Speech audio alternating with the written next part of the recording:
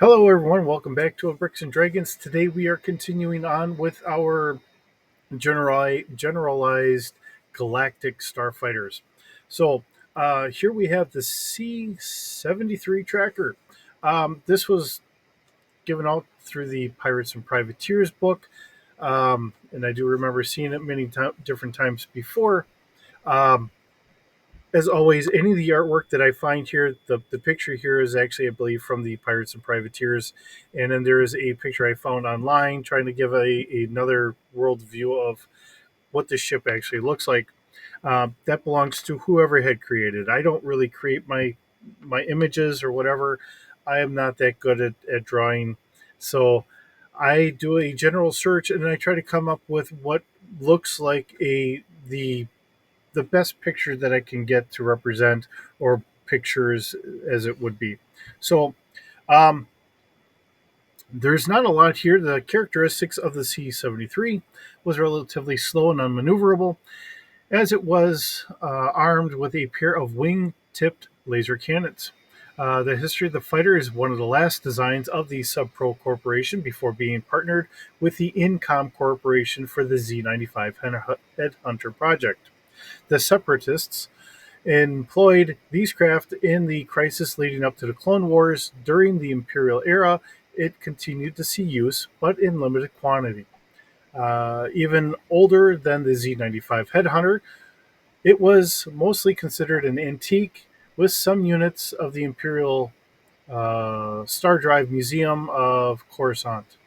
It was used by the uh, Virgilian Free Alignment as part of the outdated Virgilian Free Alignment Starfleet in the Virgilian Civil War, which occurred between 25 before the Battle of Yavin and 4 after Battle of Yavin. Around 2 ABY, it was used by the good Lord, I can't pronounce that one, I'm sorry, of the Grunicia as part of the Planetary Defense Force. So uh, there was just a few minor appearances in a couple comics, not much here, as a lot of the stuff was created in comics as just off-brand ships or whatever else. Um, West End Games really went out and did their best to really come up with a lot of these ships and stats for them and everything else, keeping it as close as they could to the core.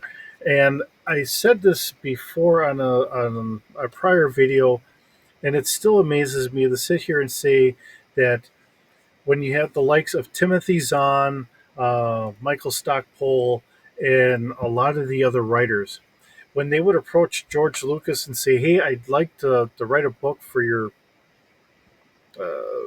galaxy and all that in the Star Wars universe, um, is there anything I should know, anything I should do, or whatever?"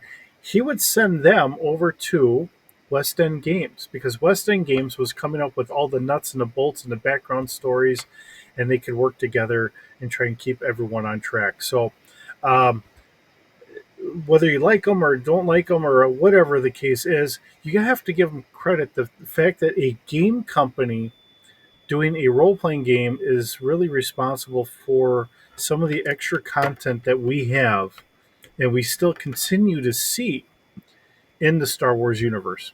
So that is very amazing to sit here and say that. So, looking at the stats that we have provided from the Pirates and Privateers, we have this is a multi purpose starfighter.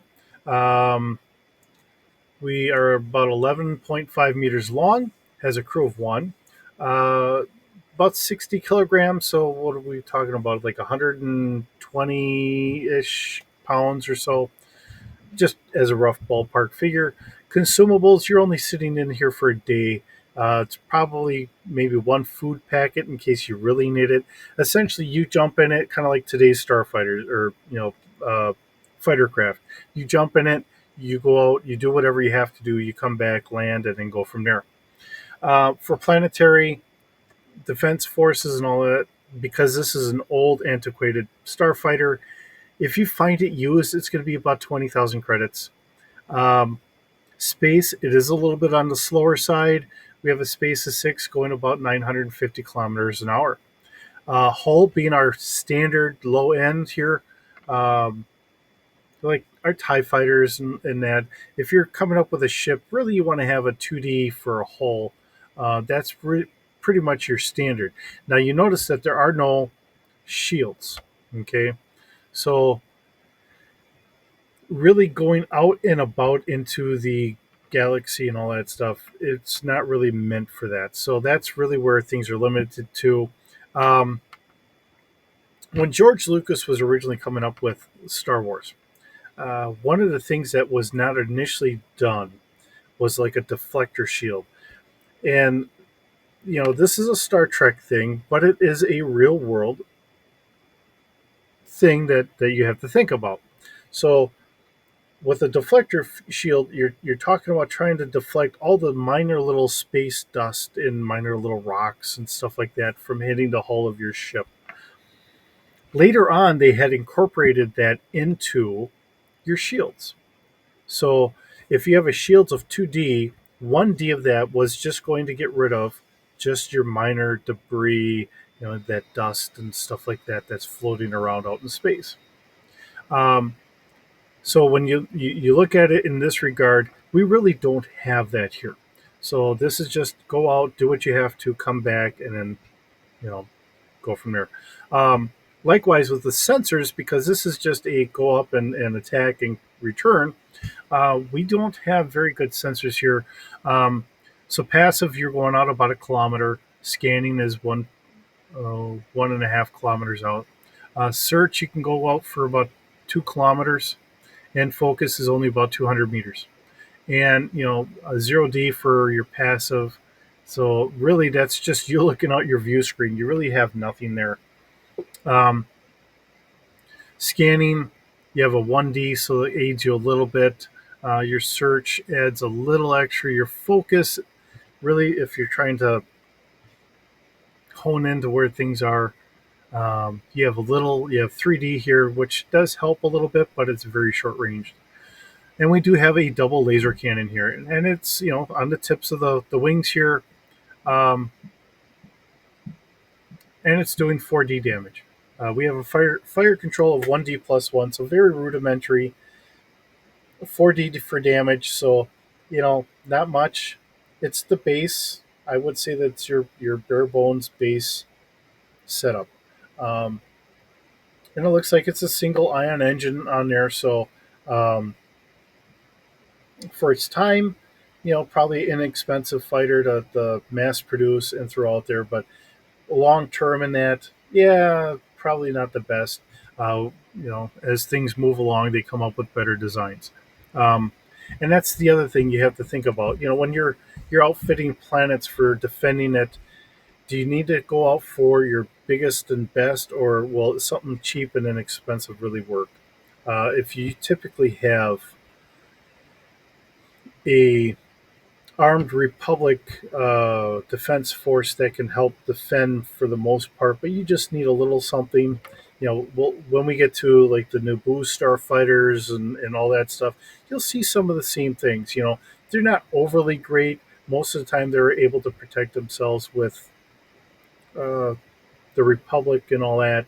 But when they actually need something, here's something small that we can help defend ourselves when they're not available. Expecting a better force like the Republic Navy to come in and kind of help out. So, um, really, that's what we have here today. We have some nice pictures. It shows a very basic rudimentary. The design here takes, whoever had done that up did a very good job at coming up with that.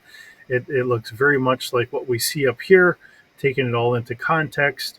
Um, it does, in my own silly mind, give me a Buck Rogers or Battlestar Galactica kind of feel to the look, um, and we just go from there. So, um, what do you say? It's a basic fighter, and here we are. Very inexpensive. So if it's something you wanted to try and hand out or something like that, much like when we get into the Z95, these are ships that people would buy on the cheap side and then upgrade and then do whatever to. So.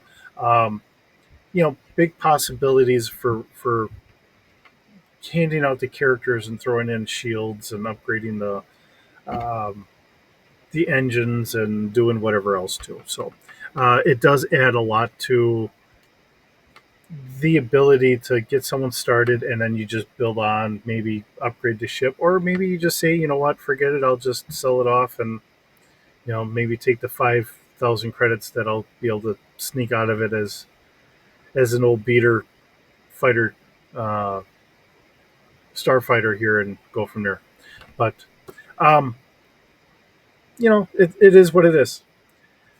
But with that being said, I think we've covered this fairly well. I'll see you in the next video, and have a good day.